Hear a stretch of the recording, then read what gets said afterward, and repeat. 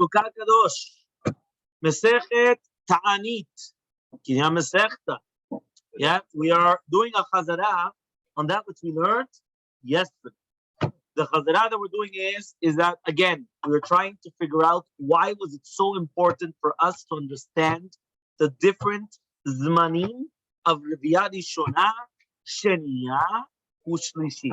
We said Rishona was, which time? What was the Reviyah Rishona? 3, 7, or 17, right? That was the Shita. No, 3, 7, 17. Right? That was the Reviyah Rishona. Rabbi Meir, Rabbi Yehuda, Rabbi Yosef, each one respectively. Second one, Reviyah Shniya, was either 7, 17, 23, which was again Rabbi Meir, Rabbi Yehuda, Rabbi Yosef, respectively. And the third Shita is going to be 17, 23, Rosh Chodesh Kislev, Rabbi Meir, Rabbi Yehuda, Rabbi Yosef, respectively. Yeah, that's what we said yesterday. Rabbi Ronen wanted to say the reason why, right? We paskin, huh? Babaron. Why we paskin? You were done. Why we paskin like Rabbi Yosef? Because we did say yesterday, we said the lachazak Rabbi Yosef. So what's the reasoning why the lachazak Rabbi Yosef? So he wanted to say that since the fact that that Rabbi Yosef has one of each key, that the fact that he has one of each, even if it's going to be only the last one of the first one, or the middle one of the second one, or it doesn't, but he's one of each. That's why we pass him like him. That was what he wanted to say, which was a very interesting, how do you call it? An interesting novelty, right? That he wrote it down. Okay? Now, what we were trying to understand though is we said like this. The first Reviyah we needed to know. Why? When do you start asking so it's either on day 3, either on day 7, or on day 17. Makes sense. I understand the last time. Why do I need to know Reviyah Shlishit, right? The third rain. Because if it doesn't rain until then, we know we have to start fasting. Who starts fasting? The Yechidim. They start fasting and then they continue going. Yeah? Very good. What about now Reviyah Shniya? Why do they have to know the Reviyah Shniya, the middle? So until now we saw Rabbi Zera, Rav Zvid, Rav Papa, Rav Nachman bar Yitzchak. Yeah? 4 different shittot. Yeah? 4 different shittot. Rav Zvid, sorry, Rabbi Zera is the first one. Rabbi Zera, Nedarim. Do with the neder. First comes and he says until it's man geshamim. Second rain, Reviyah Shniya, geshamim, plural. Second shita, Razvid, zaitim. What means zaitim? To do with the olives. When is it permitted for the people to come, for regular people, not the ani, regular people to come and to pick up whatever was left over from the ani? It's going to be after Reviyah Shniya. Third shita, Rav Papa. Yeah? So Rav Papa comes and he says, what does he say? So what does that mean? When I walk through David's property. Yeah, what does that mean? I walk through his property. Yeah, I'm going from my house to my. I walk straight through, right? The what's it called? The village, right? The island. I go straight through it. See? And then what happens?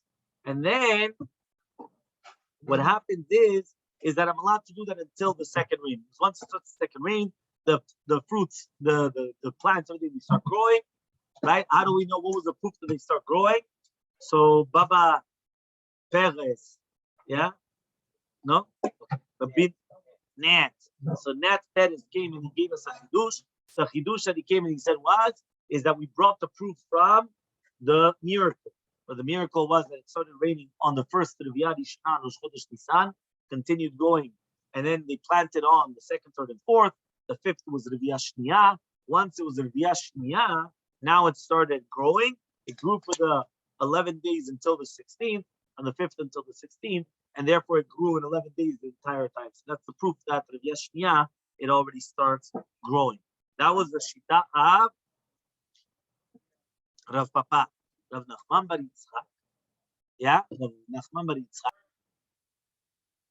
So the Rav Nachman bar Yitzchak comes and he says that we're talking about getting rid of the fruits you have in your house. If you remember, we mentioned yesterday that you're allowed to keep fruits in your house during the Shemitah year that grew in the Shemitah year, as long as there's fruit and other produce outside. That they learn from the Pasuk. However, though, the question now that comes up is, what happens now if there's nothing left outside? So you have to take out from that which you have inside of your house. Take it to the outside. Very good.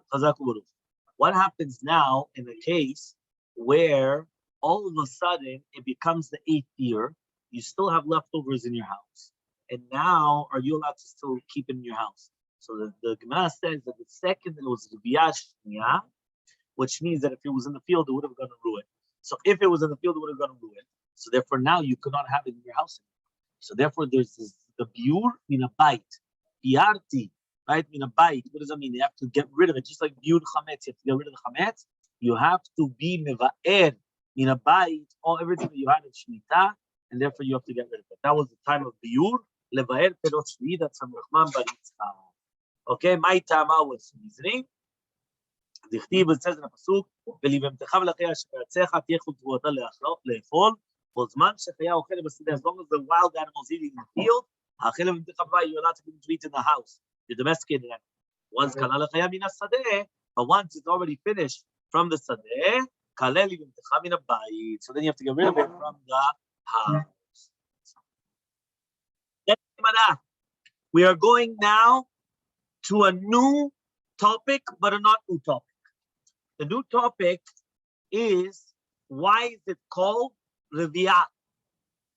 We've spoken about Revi'ah Rishonah, Revi'ah Shniya, Revi'ah Shlushim. What is Revi'ah? Revi'ah is rain. Why is it Revi'ah? Why is it called Revi'ah? Says the Gemara, Amar Rabbi Avu. Yeah, says Rabbi Avu. We are 4 lines from when it gets wide. The Bahaki. Count 4 down and you get it. Yeah? 4 lines when it gets wide. Ve'amar Rabbi Avu. Yeah, Ashkenazim say Avav. We say Avu. Amar Rabbi Avu. My leshon Revi'ah. What does it mean, Revi'ah? Why is rain called Revi'ah? Answer the Gemara. Davar sherove'ah et hakak. It's something that has relations with the ground. Says the Gemara. What is that? Just like Rav Yehuda, right? Why? Because Rav Yehuda talked, Amar Rav Yehuda, Mitra Ba'ala de'arav. The geshem, the rain, is the husband of the land. Shneimar, as it says in the pasuk, Ki ka'asher yered geshem ve'asheleg min hashama. Just like it's going to go down, the rain and the snow from the Shammai. The Shama lo yashuv, and it's not going to come back. Ya ki midva et haaretz, it's going to be satiating the land. Ve'olida, and it's going to make it pregnant, right? To give it birth. Itzmicha, and it's going to continue how do you call it? Sprouting, which means that you see that when the geshem is going to the land, it's like holada, it's like giving birth. It's like having children. So therefore you see it's just like the zachar, just like the male, right? Makes that the female is going to conceive. So therefore the same thing. And by the way, you should know that that's always the lashon of the Torah, right? Riv'ah, right? Tevelhu, whether it's going to be with a woman going with an animal, or when the animals, all these things, or rovea v'nidba, a human being going with an animal, all these things are always the lashon of revi'ah. So the same thing here, right, is the same exact lashon. Okay, so that's Rabbi Avu. Okay, because again, once we talked about revi'ah, we're explaining the terminology of revi'ah. So from now on, you're going to know what revi'ah. We're going to in part of Rabbi Avu. Okay, so this is also Rabbi Avu to do with rain. The Amar Rabbi Avu says Rabbi Avu, Revi'ah Rishonah kedei shetered bakarka tefa. What does that mean? He comes and he said the Revi'ah Rishonah, which is basically the first yoreh, remember, is in order that it should go to the ground and it should penetrate until a tefach. Tefach is 8 centimeters. Okay, so it's going to penetrate a tefach. Okay, and then obviously, right, they don't have to fast anymore. So that means the shiur, right? Because basically somebody's going to say like this, you know, we want rain. So what's going to happen? It drizzled. That's it. Come on. That's it. We're going to call it Reviyah Dishna. Oh. Reviyah Dishna has to be on the ground, that it has to penetrate 1 tefach into the ground. Capish? 1 tefach into the ground. That is the Reviyah Dishna. Okay? And then the Yechidim do not need to do, yes, then they don't need to do Taaniyot. Shiur of the Reviyah Shniya. How much is Shniya? Kedei lagufa pi chavit. In order to make the top of the barrel, the top of the megufa of the barrel, the cover of the barrel. So the Sfat Emet actually says that also this has to do with Taanit Geshamim, which means that if every single yoreh they didn't drop enough rain, right? So therefore the Yechidim, right, do not have to fast, right? Shiur Zman Reviyah, the is the same thing. So okay, there's a whole thing. It says here, some people want to say that this is to do with Reviyah Shniya, that as long as it didn't come down this and then, it's not considered Reviyah Shniya. We have to say this, because one more time, according to Shitat Rabbi Avu, the first one has to be enough for a tefach, that it penetrates around the tefach. The second one has to be enough, laguf pi chavit, which means that you can make from the ground a pi chavit, the michseh of a chavit. That means they used to have the barrels. Remember, everything was barrels of wine. They didn't have any other place to keep it. So they used to have big barrels of wine, and then they used to cover it on the top. So it says here, what? Yeah.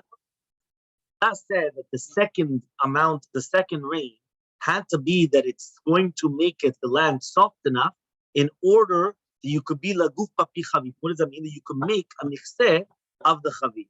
Now says the Gemara, Amar Rav Chasta, says Rav Chasta, because we have to understand what is the shiur kedei laguf pi chavit.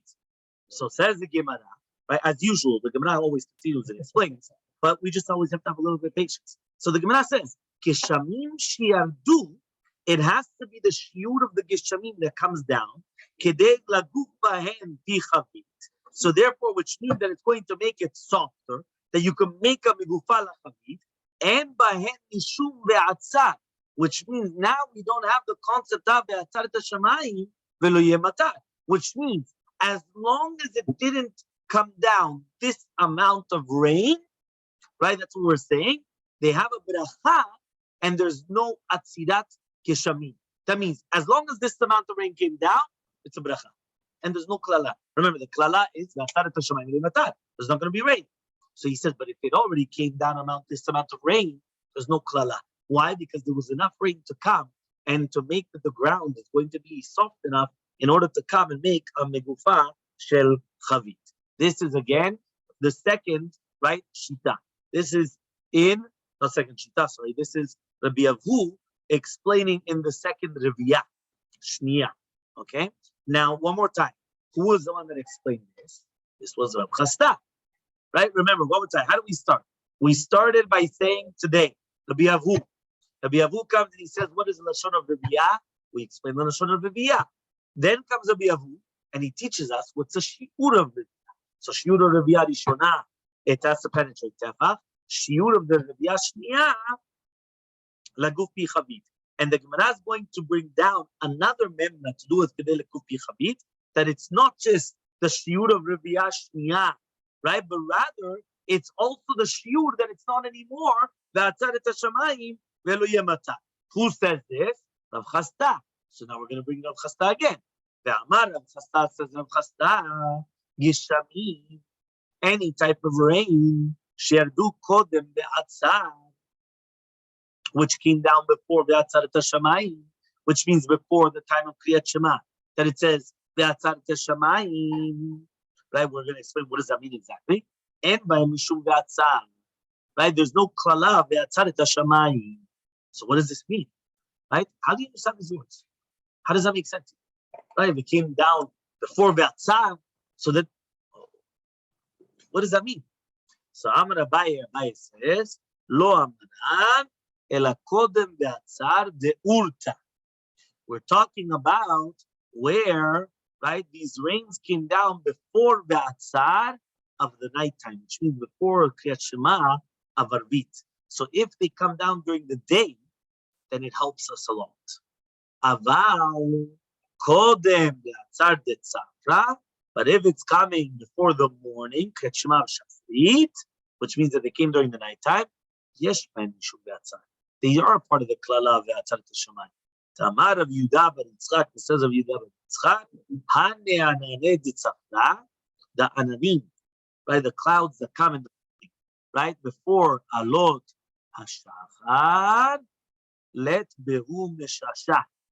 There's no mamashut, right, and therefore we do not see any siman bracha for that year. Tichtiv ma'aseh lecha Ephraim, ma'aseh lecha Yudah, echastechem kanan boker. What am I going to do for you, Ephraim? What am I going to do for Yudah? Your chesed is like the clouds in the morning.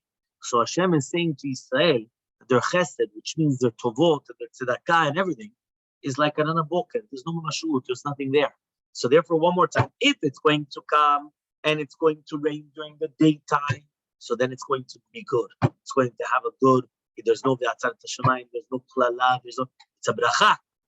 But if it's going to rain only during the nighttime, which means before the Kriyat Shema of Shachrit, it doesn't help us. Why doesn't it? It could still be ve'atzar tashamayim. It could still be a curse. Why? Because anane boker is nothing. It's worthless. Right? And that's what the Yehuda ben Yitzchak was actually coming, and he was actually saying.